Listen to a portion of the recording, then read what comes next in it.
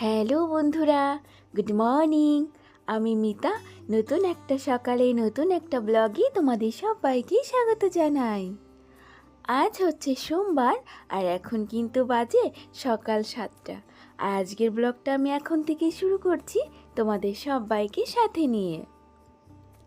সকালে যে সমস্ত বাসি কাজকর্মগুলো থাকে সেগুলো কিন্তু আমার আজকে 7টার মধ্যে কমপ্লিট করা হয়ে গেছে, জানো তো। আজকে কিন্তু একটু তাড়াতাড়ি সব কাজ কমপ্লিট হয়ে গেছে। কেন বলো তো? ওই যে আজকে সকালবেলা কিন্তু ক্যামেরাটা অন করিনি, আর ক্যামেরা অন ছাড়াই কিন্তু আমি সমস্ত কাজগুলো তাড়াতাড়ি করে নিয়েছিলাম। আর ক্যামেরা অন করলে কিন্তু একটু দেরি হয়ে যায় সকালের কাজগুলো করে নিতে। তো যাই হোক, সকালের কাজকর্মগুলো তো হয়ে গেছে। এখন এই যে জামাকাপড়গুলো কেচে নেড়ে দেবো আর তারপরে স্নানটা করে চলে আসব। আর এই তো স্নান সেরে কিন্তু আমি চলেও এসেছি।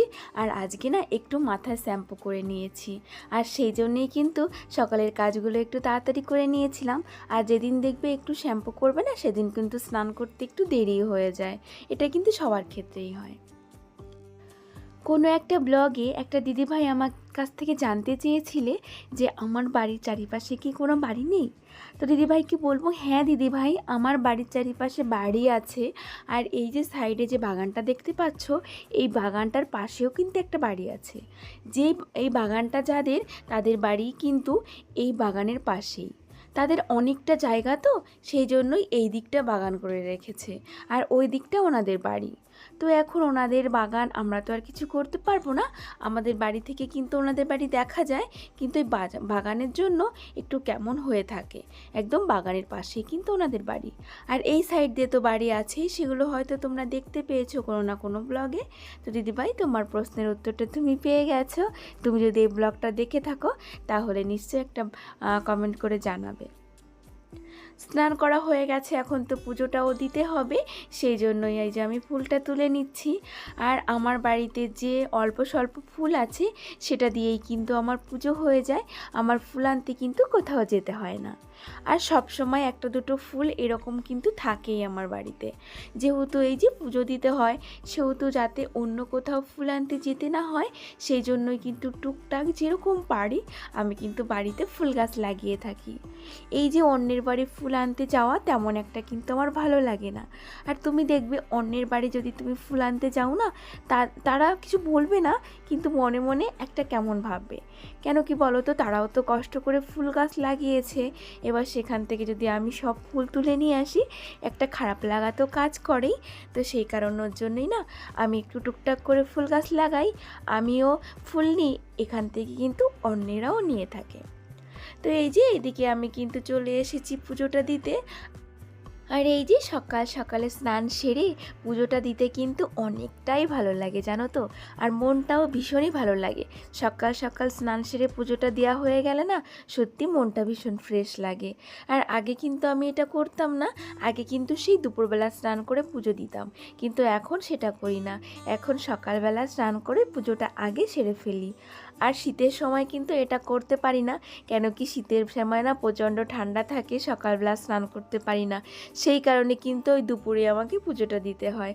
আর এখন যেহেতু গরম পড়েছে, সেই কারণেই কিন্তু সকাল সকালে আগে স্নান সেরে পুজোটা করে ফেলি। আর পুজোটা করার পরে না একটু খিদে খিদে পেয়ে যায়, যেহেতু স্নানটা করে নিই না, সেই জন্য। তো তারপরে একটা কিছু তো আমি খেয়ে নিই। তো আজকে এই যে একটু ছাতু শরবতি গুলে নিলাম, আর সেটাকে কিন্তু এখানটা বসে আমি খেয়ে নিচ্ছি। আর এই জানলার ধারে বসে না এখন আমার খেতে বা বসে থাকতে ভীষণই ভালো লাগে, জানো তো। বাইরের পরিবেশটা এত সুন্দর সবুজ। তোমরাও অনেকে ভীষণই ভালোবাসো আমার বাড়ির বাইরের পরিবেশটা, মানে ওই যে সবুজের জন্য। আর আমারও এখানে বসে বসে কিন্তু বাইরের পরিবেশটা দেখতে ভীষণ ভালো লাগে। আর যেদিন মাম্মাম উঠে যায় না, সেদিন কিন্তু মাম্মামও আমার পাশে বসে বসে এখানটাতেই বাইরের দৃশ্যটা দেখে। মানে ও কিন্তু আমাকে অনেকটাই এখন কপি করে। মানে আমি যা করি সেটাই কিন্তু করতে থাকে। আর এখন এই যে চলে এসেছি সবজি কাটার জন্য। মানে এটা কিন্তু আমি দুপুরের সবজি কাটছি, আর সকালের ভাতটা বসিয়ে দিয়েই কিন্তু আমি দুপুরে রান্না করব, সেই সবজিটা কেটে রেখে দিচ্ছি। আর সকালে কিন্তু আমি সিদ্ধ ভাতই বসিয়েছি। ওই যে ডাল সিদ্ধ বসিয়েছি, আলু সিদ্ধ বসিয়েছি, আর করে নেব দুটো ডিম সিদ্ধ। এটাই আমাদের সকালে হয়ে যাবে। এই যে আমি একা হাতে সংসারের সমস্ত কাজকর্মগুলো করি, সেই কারণের জন্য তোমরা কিন্তু অনেকেই আমার অনেক প্রশংসা করো, বলো যে দিদিভাই তুমি খুব সুন্দর করে কাজ করো, তোমার কাজগুলো খুব ভালো লাগে। এই কমেন্টগুলো পেয়ে কিন্তু আমার ভীষণই ভালো লাগে, জানো তো, সত্যি বলছি গো। আবার অনেকে কিন্তু এটাও কমেন্ট করো যে নিজের সংসারের কাজ নিজে করো, তাতে আবার এত বলার কি আছে। তো কি বলো তো, আমি যে বিয়ের পর থেকে প্রথম থেকে সংসারটা করছি না, এটা হয়তো তোমরা কেউ আমার মতন করনি। কেন কি বলো তো, তোমরা হয়তো এখন একা সংসারে কাজ করো, কিন্তু যখন তোমরা বিয়ে হয়ে এসেছিলে তখন কিন্তু তোমরা প্রথমে কাউকে না কাউকে পেয়েছিলে। হয় শাশুড়ি ছিল, নয় যা ছিল, নয় ননদ ছিল, কেউ না কেউ কিন্তু ছিলই তোমাদের সংসারে। কিন্তু আমার সংসারে কিন্তু কেউ ছিল না। আমি কিন্তু সেই প্রথম থেকে যখন বিয়ে হয়ে এসেছি তখন থেকেই কিন্তু একা সমস্ত কাজগুলো করছি।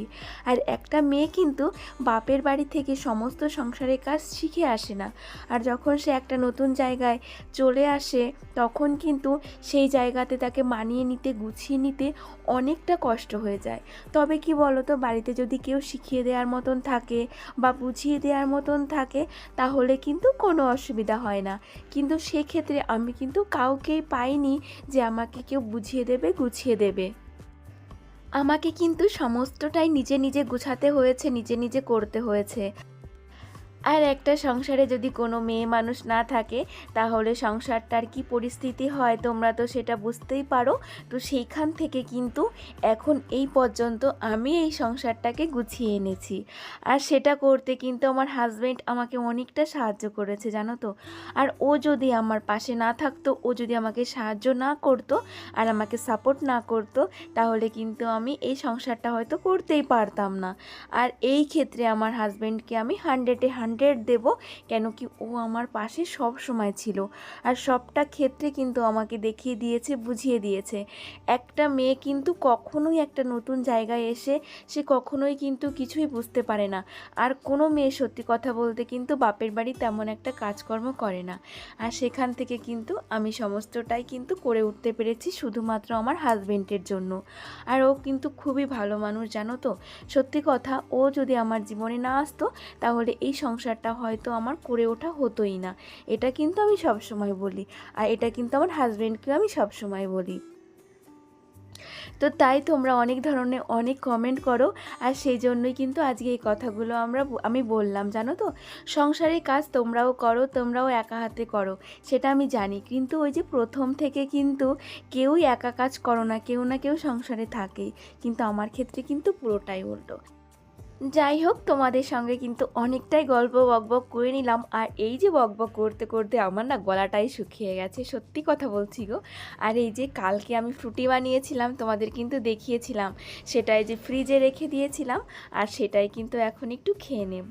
আর এর মধ্যে তো দেখলে সমস্ত দুপুরের কাজকর্ম কিন্তু আমার হয়ে গেছে, আর এখন কিন্তু রান্নাটাও করব। আর এই যে গরমের মধ্যে রান্নাটা এখন আমি বসিয়ে দিয়েছি, আর ভীষণ পরিমাণে গরম লাগছে। আর তোমরা হয়তো বলবে যে গরমে আবার গরম লাগবে না তো কি ঠান্ডা লাগবে? হ্যাঁ গো, সত্যি কথা গো, গরমে তো গরম লাগবেই। কিন্তু ওইদিকে কিন্তু আমি একটা ফ্যান চালিয়ে দিয়েছি, তারপরেই কিন্তু রান্নাটা আমি বসিয়েছি। ওইদিকে ওই যে ঝিঙে আলু দিয়ে একটা তরকারি রান্না করলাম। কালকে যে কাতলা মাছটা এনেছিল সেটাই আমি রেখে দিয়েছিলাম 2 পিস, আর সেটা দিয়েই কিন্তু ঝিঙে আলু তরকারিটা করে নিলাম। আর আজকে সকালে বড়মশাই এই যে বাড়ির উপর থেকে এই মাছটা রেখেছে, জানো তো। আর এই মাছটা দিয়ে আমি পিপুল শাক রান্না করব। আর এই সব ছোট ছোট মাছ দিয়েই কিন্তু এই শাক রান্না করতে কিন্তু ভীষণই ভালো লাগে। তো চলো রান্নাটা তাড়াতাড়ি করে কমপ্লিট করে নিই, তারপরে তো দুপুরে খাওয়া দাওয়া করতে হবে, না হলে আবার খিদেও লেগে যাবে। আর এই দেখো পিপুল শাকটা রান্না করে এই যে এর মধ্যে কিন্তু ছোট ছোট মাছগুলো দিয়ে দিলাম। আর দুটো তরকারি খেতে কিন্তু অনেকটা টেস্টি হয়েছিল আজকে। আর এই দুটো তরকারি কিন্তু আমার হাজব্যান্ডের খুবই প্রিয়, ও এই সব জিনিস খেতে কিন্তু খুবই ভালোবাসে। আর এই সমস্ত জিনিস কিন্তু খাওয়াটাও শরীরের পক্ষে অনেকটাই উপকারী। তো এই দেখো আমার তরকারি কিন্তু কমপ্লিট, আর কি সুন্দর লাগছে না বলো দেখতে। এরপর কিন্তু দুপুরে খাওয়া দাওয়া করে একটু রেস্ট নিয়েছিলাম, তারপরে বিকালের কাজকর্ম কমপ্লিট করে সন্ধ্যা দিয়ে এখন এই যে চলে এসেছি মাম্মামের দুধটা একটু জাল দিয়ে নেব, আর তারপরে মাম্মামকেও খাইয়ে দেব। আর সন্ধ্যার দিকে তো মাম্মামকে আমি দুধই দিয়ে থাকি, আর আজকে দুধের সঙ্গে পিডিয়াশিওরটা গুলে দেবো। তো চলো তবে আজকের ব্লগটা আমি এখানেই শেষ করব। তোমরা সবাই ভালো থেকো, আমরাও ভালো আছি। তোমাদের সবাইকে টাটা অ্যান্ড গুড নাইট।